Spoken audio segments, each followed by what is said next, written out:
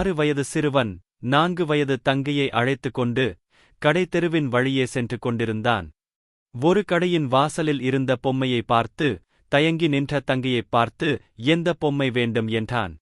அவள் கூறிய பொம்மையை எடுத்து அவள் கையில் கொடுத்துவிட்டு ஒரு பெரிய மனிதரின் தோரணையுடன் கடையின் முதலாளியைப் பார்த்து அந்த பொம்மை என்ன விலை என்று கேட்டான். அதற்கு சிரித்துக்கொண்டே அந்த முதலாளி, உன்னிடம் எவ்வளவு உள்ளது என்று கேட்டார். அதற்கு அந்த சிறுவன் தான் விளையாட சேர்த்து வைத்திருந்த அந்த கடல் சிப்பிகளை தன் பாக்கெட்டிலிருந்து எடுத்துக் கொடுத்தான். இது போதுமா என்று கவலையுடன் கேட்டான்.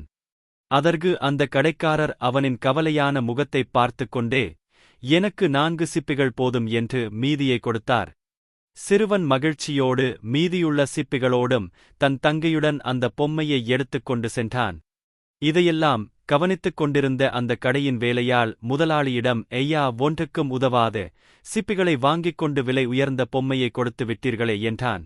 அதற்கு அந்த முதலாளி, அந்த சிறுவனுக்கு பணம் கொடுத்தால்தான் பொம்மை கிடைக்கும் என்று புரியாத வயது.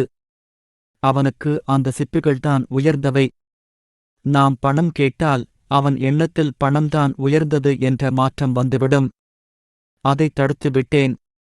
மேலும் தன் தங்கை கேட்டவற்றை தன்னால் வாங்கித்தர முடியும் என்ற தன்னம்பிக்கையை அவனுக்குள் விதைத்துவிட்டேன்.